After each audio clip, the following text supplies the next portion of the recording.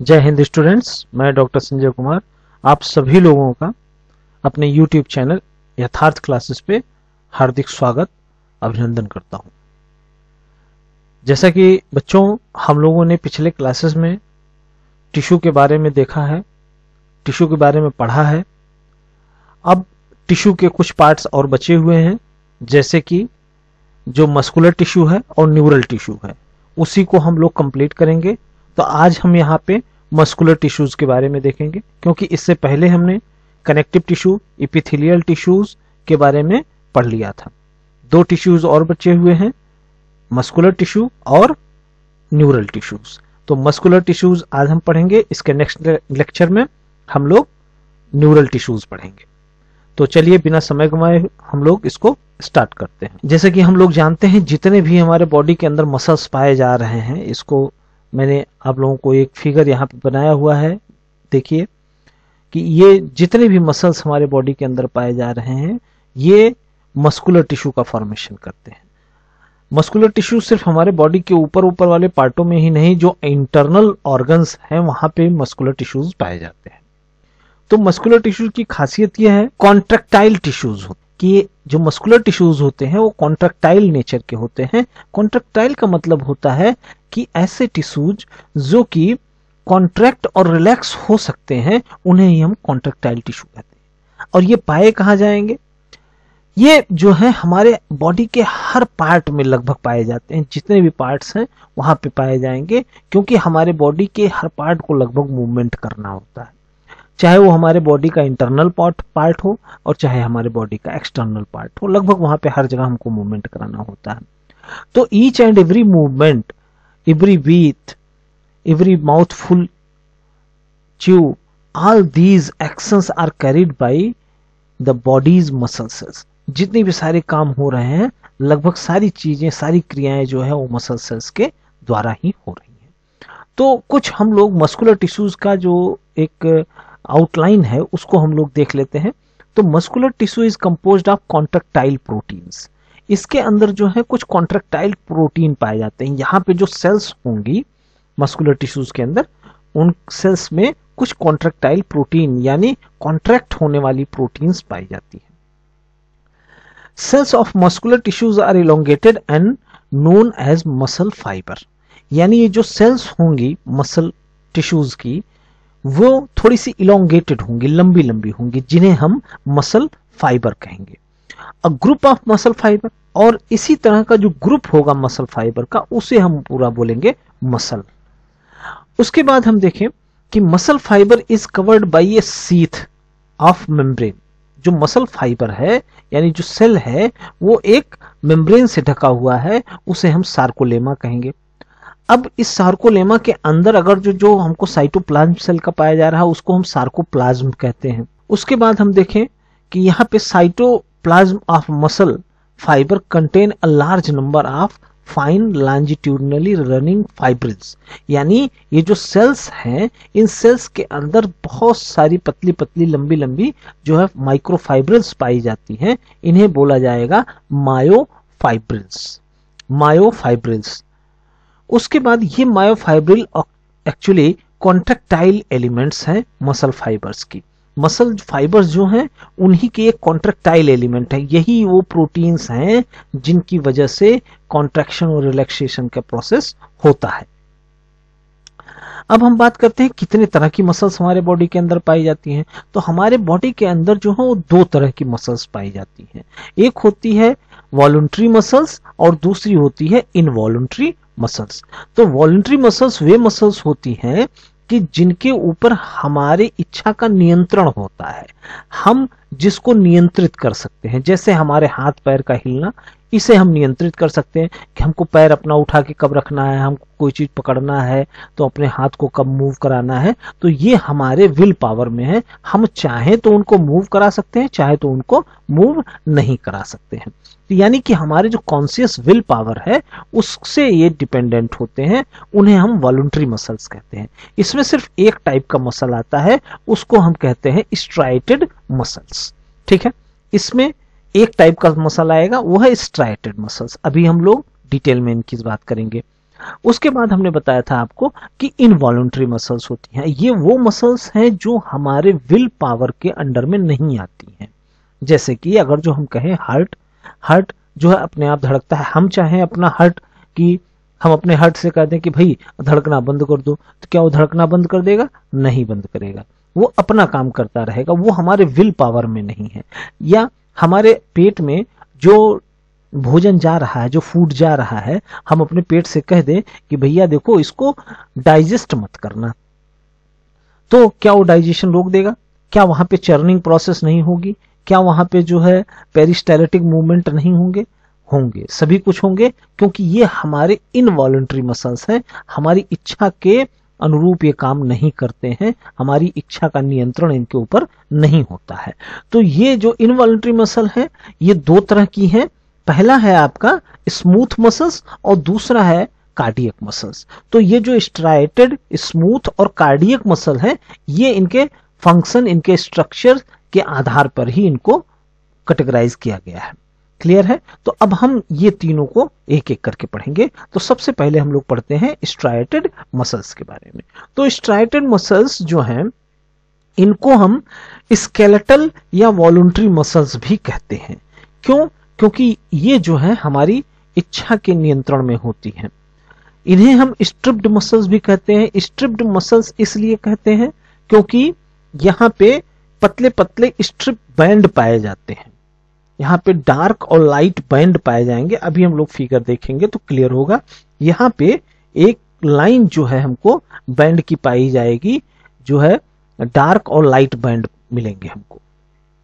इसके बाद each striated muscle fibre is long cylindrical unbranch. बहुत इंपॉर्टेंट है, इसको आप लोग जरूर याद रखिएगा।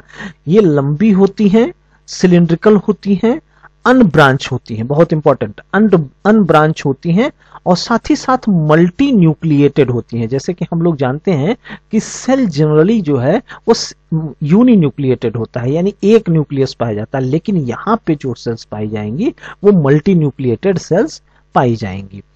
तो जब हमने आपको न्यूक्लियस हम बता रहे थे तो उस समय हमने आपको बताया था कि किस तरह की सेल्स में मल्टी न्यूक्लिएटेड स्टेज आ सकता है। तो यहां पे जो है स्ट्राइटेड मसल्स फाइबर्स में क्या होता है, लंबी होंगी, सिलिंड्रिकल होंगी, अनब्रांच होंगी, और साथ ही साथ ये मल्टी न्यूक्लिएटेड होंगी। It bears striations. स्ट्राइसेंस का मतलब होता है कि यहां पे धारियां पाई जाती हैं, alternate light and dark band पाए जाते हैं। वही धारियां जो पाई जा रही हैं, स्ट्राइसेंस पाए जा रहे हैं, वही लाइट एंड डार्क बैंड है। और the muscle has ability to contract rapidly, बहुत तेजी से कॉन्ट्रैक्ट कर सकती है, और responsible for the quick movement. अगर हमको क्विक मूवमेंट करना हो, कहीं से भागना हो, कहीं कोई चीज उठानी हो, कोई चीज पकड़ना हो, गिर रहा हो तो पकड़ना हो, तो ये क्विक रिस्पॉन्स करने के लिए ये जल्दी से जल्दी कॉन्ट्रैक्ट कर सकती हैं और रिलैक्स कर सकती हैं, इनके अंदर ये क्षमता होती है। दूसरी चीज होती है they get fatigue soon. Fatigue का मतलब होता है कि थकान आ जाना, थक जाना, टायर्ड हो जाना। तो ये जो मसल्स होती हैं ये टायर्ड हो जाती हैं, थक जाती हैं, इनमें फटीग जो है वो जल्दी आ जाता है।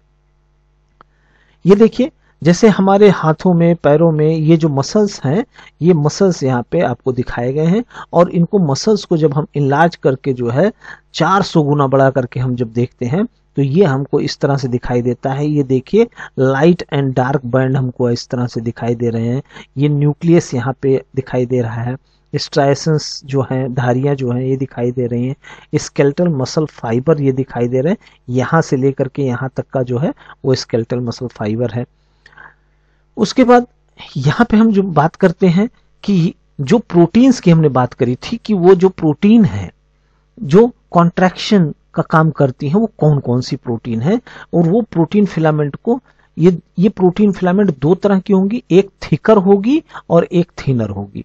यानी एक मोटी प्रोटीन होगी और एक पतली सी प्रोटीन होगी। मोटी प्रोटीन को यहाँ पे हम कहेंगे मायोसिन, और पतली वाली प्रोटीन को हम कहेंगे एक्टिन प्रोटीन। क्लियर? तो ये जो मोटी और पतली दो प्रोटीन हैं, एक दूसरे के ऊपर ये एकदम तह बना करके रखी हुई होती हैं। तो एक्टिन और मायोसिन जो फिलामेंट हैं, ये प्रोटीन जो है वो एक दूसरे के ऊपर स्लाइड करती हैं, सरकती हैं। इसी के कारण जो है वो पूरा सेल जो है वो छोटा हो जाता है, कॉन्ट्रैक्ट हो जाता है। तो कॉन्ट्रैक्शन का रीजन जो है ये एक्टिन और मायोसिन फिलामेंट का सरकना एक दूसरे के ऊपर ही होता है। द साइटोप्लाज्म अभी हमने आपको बता दिया था, साइटोप्लाज्म जो है वो सार्कोप्लाज्म कहलाता है, इसके अंदर जो पाया जाता है। ये देखिए कि अगर मसल फाइबर्स को और हम यहाँ पे डिटेल करके देखें तो इस तरह से ये जो मायोफाइब्रिल्स हमको दिखाई दे रही हैं, जो ये मायोफाइब्रिल्स इसके अंदर है, और उस मायोफाइब्रिल के अंदर भी आपको फिलामेंट, बहुत क्लियर फिगर नहीं है, और क्लियर फिगर हम आपको दिखाते हैं। यहाँ पे देखिए ये है हमारा बोन, ठीक है। हमने अभी कहा जो हमारी मसल्स होती हैं, जो स्ट्राइटेड मसल्स होती हैं, स्केलेटल मसल होती हैं, ये हड्डी से जुड़ी हुई होती हैं, हमारे बोन से जुड़ी हुई होती हैं। तो ये बोन है, बोन से जुड़ी हुई ये मसल है। अब इस मसल्स का जो सबसे ये बंडल, हम एक मसल का फाइबर का एक बंडल हम लेकर चल रहे हैं यहाँ पे। तो ये जो बंडल है, ये बंडल के ऊपर एक जो है कवरिंग होती है, उस कवरिंग को हम कहते हैं ईपीमाइसियम। ईपीमाइसियम इस बड़े वाले बंडल के अंदर छोटे छोटे और बंडल होते हैं, उन बंडल्स के ऊपर भी कवरिंग होती है, उसे हम कहते हैं पेरीमाइसियम। अब पेरीमाइसियम के अंदर भी अगर जो हम देखें तो उसके ऊपर भी, उसके अंदर पेरीमाइसियम के अंदर देखें तो और छोटे छोटे बंडल्स पाए जा रहे हैं। इन बंडल्स को जो है हम यहाँ पे मायो मसल फाइबर कहेंगे। अब उसके अंदर भी क्या होंगे, ढेर सारे मसल फाइबर्स प्रेजेंट होंगे। अब ये मसल फाइबर्स जो है हम उसको निकाल करके देखते हैं तो उसके अंदर ये पतले पतले मायोफाइब्रिल्स प्रेजेंट हैं।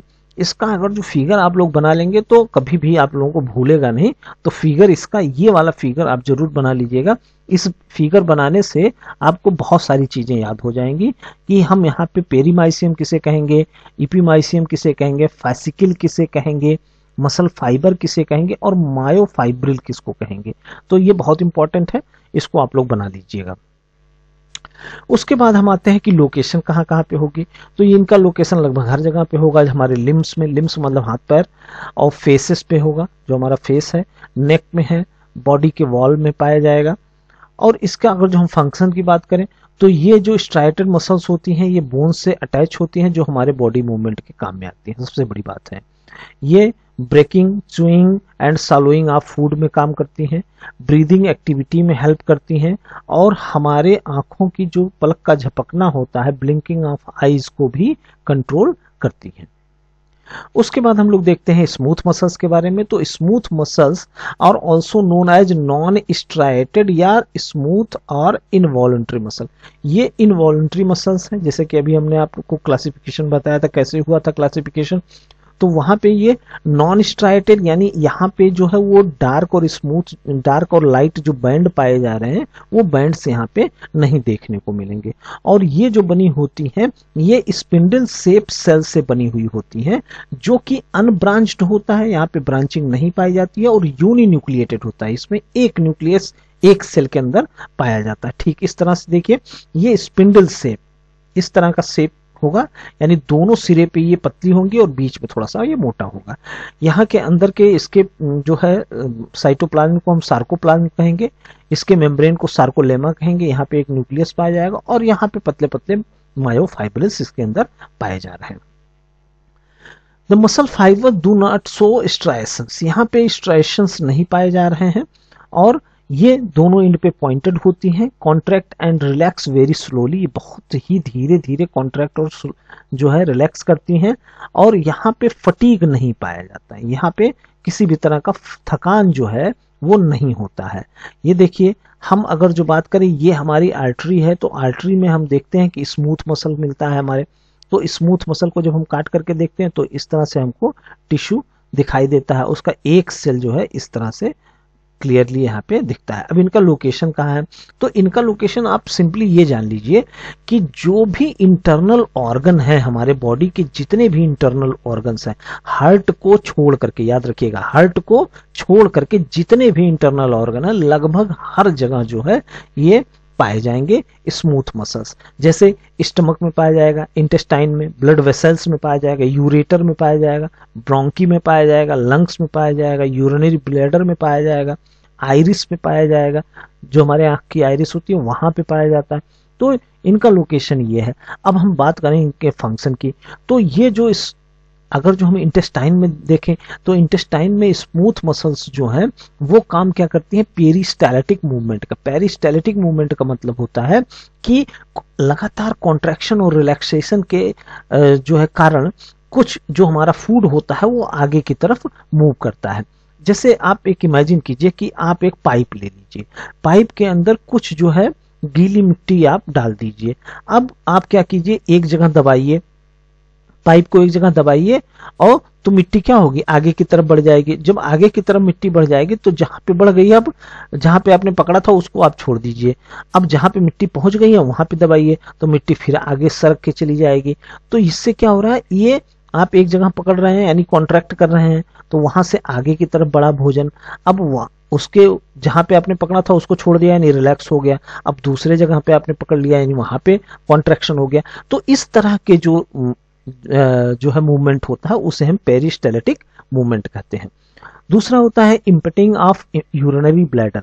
जो हमारा यूरिनरी ब्लैडर होता है यानी जहां पे हमारा यूरिन इकट्ठा होता है हमारे बॉडी के अंदर, उसे हम यूरिनरी ब्लैडर बोलते हैं। तो यहाँ पे जो है इसको इम्पटी करने, इसको खाली करने के लिए जो है यहाँ पे कॉन्ट्रैक्शन स्मूथ मसल्स में किया जाता है। उसके बाद में है हमारे आइरिस का जो मूवमेंट है, जो सिलियरी बॉडी का मूवमेंट है, ये भी जो है एडजस्ट करती हैं कि जैसे लाइट अगर ज्यादा पड़ जाता है तो हमारी आंखें क्या हो जाती है, कम खुलती हैं। लाइट अगर जो कम पड़ता है तो बहुत ध्यान से हमको देखना पड़ता है, तो वहां पे हमको आंखों को खोलना पड़ता है। कोई चीज बहुत दूर है तो उसके लिए हमको बहुत ध्यान से देखना पड़ता है। तो ये सब जो मूवमेंट है हमारे आंखों के अंदर के आइरिस और सिलियरी बॉडी के जो मूवमेंट है, तो उनको ये जो है कंट्रोल करता है। तीसरा आता है आपका कार्डियक मसल। कार्डियक मसल, जैसा कि कार्डियक आप नाम से समझ रहे हैं कि ये जो कार्डियक मसल है सिर्फ और सिर्फ पाया जाएगा हमारे हार्ट के अंदर। ये एक स्पेशल टाइप का मसल है और जो लगभग जो है वो स्ट्राइटेड मसल्स की तरह पाया जाता है, एकदम स्ट्राइटेड मसल्स की तरह पाया जाता है, लेकिन कुछ इसमें डिफरेंसेस हैं तो वो अभी हम आपको बताते हैं। जैसे कि ये भी क्या होती हैं, स्मॉल होती हैं, सिलिंड्रिकल होती हैं, ये लेकिन ब्रांच्ड होती हैं। ये इंपॉर्टेंट पॉइंट है। ये कैसी होंगी, ये ब्रांच्ड होंगी। हमने जो है स्ट्राइटेड मसल्स के बारे में देखा था तो वो ब्रांच नहीं थी, ठीक है। और क्या थी, वॉलंटरी थी, लेकिन ये कैसा है, इनवॉलंटरी है। आप लोगों को अंतर अगर जो लिखने को आ जाएगा, डिफरेंसेस अगर जो लिखने का आ जाएगा, स्ट्राइटेड मसल और कार्डियक मसल में डिफरेंस लिखिएगा, तो ये बहुत बड़ा इंपॉर्टेंट पॉइंट है कि स्ट्राइटेड मसल्स होती हैं वो अनब्रांच्ड होती हैं और जो कार्डियक मसल होती है वो ब्रांच्ड होती हैं। उसके बाद जो आपका स्ट्राइटेड मसल्स होती हैं वॉलंटरी मसल्स होती हैं, जबकि कार्डियक मसल्स जो है वो इनवॉलंटरी मसल्स होती हैं। They have transverse striations, dark and light bands. यहाँ पे डार्क लाइट बैंड होता है और जबकि स्ट्राइएशंस जो है, जो पट्टियां हैं, जो धारियां हैं, वो फेंटर होती हैं, थोड़ी सी हल्की होती हैं। कंपेरिजन अगर जो किया जाए स्ट्राइटेड मसल से तो वहां पे धारियां बहुत गाढ़ी होती हैं, यहाँ पे धारियां थोड़ी सी हल्की होती हैं।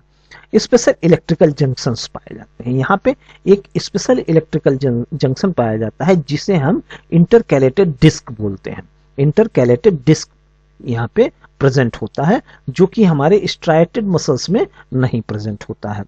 उसके बाद सेल्स यहाँ पे यूनिन्यूक्लिएटेड होती हैं और सेंट्रली प्लेस्ड होती हैं। अभी तक हमने देखा था जो हमारा स्ट्राइटेड मसल्स था वहां पे क्या था, मल्टी न्यूक्लिएटेड था। यहाँ पे कैसा है, यूनिन्यूक्लिएटेड है, यानी एक सेल के अंदर सिर्फ एक ही है और ये सेंट्रली प्लेस्ड है। उसके बाद muscles show rhythmic contractions, rhythmic contraction यहाँ पे शो करता है।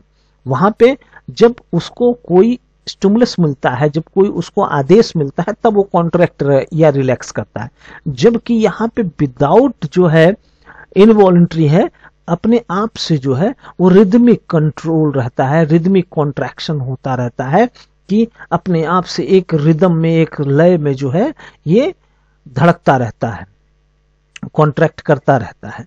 और यहाँ पे कभी कभी सेल्डम फटीग, यानी कि कभी जो है यहाँ पे थकान आ सकती है, कभी कभी हो सकता है यहाँ पे थकान आ सकती है। They keep on performing their function through out life, ये अपने जीवन भर जो है अपना काम ये करती रहती है बिना किसी के कहे। ये देखिए यहाँ पे हम लोग जो कार्डियक मसल है उसमें हम देख रहे हैं यहाँ पे भी स्ट्राइएशंस पाए जा रहे हैं, यहाँ पे भी पतली बैंड्स पाए जा रहे हैं, लाइट एंड डार्क बैंड पाए जा रहे हैं। यहाँ देखिए ये न्यूक्लियस है, सार्कोप्लाज्म है। उसके बाद में इंटरकैलेटेड डिस्क यहाँ पे पाया जा रहा है। ये जो हमको दिखाई दे रहा है ये इंटरकैलेटेड डिस्क है। दूसरी चीज यहाँ पे हम देख रहे हैं ब्रांचिंग पाई जा रही है, ब्रांच्ड है ये, इसमें ब्रांचिंग पाई जा रही है, जबकि स्ट्राइटेड मसल में ब्रांच नहीं पाई जाती थी। देख लीजिए यहाँ पे और क्लियर आपको फिगर दिखाई दे रहा है। ये जो है यहाँ पे ब्रांचिंग पाई जा रही है और स्ट्राइएशंस भी पाए जा रहे हैं। ये कहाँ पाया जाएगा? हमारे हार्ट में पाया जाएगा। इनका लोकेशन जैसा कि हम जान ही गए हैं कि हार्ट है, उसका काम क्या है? यहाँ पे हार्ट में जो है कॉन्ट्रैक्शन और रिलैक्सेशन के कारण हमारा जो ब्लड है वो पंप होता है थ्रू हार्ट। हार्ट के द्वारा हमारे ब्लड का पंपिंग किया जाता है। तो आज के लिए बस इतना ही। पूरा वीडियो देखने के लिए आप लोगों का बहुत बहुत धन्यवाद, और हमारे इस चैनल को लाइक करें, शेयर करें और सब्सक्राइब करें। Thank you very much. जय हिंद, जय भारत।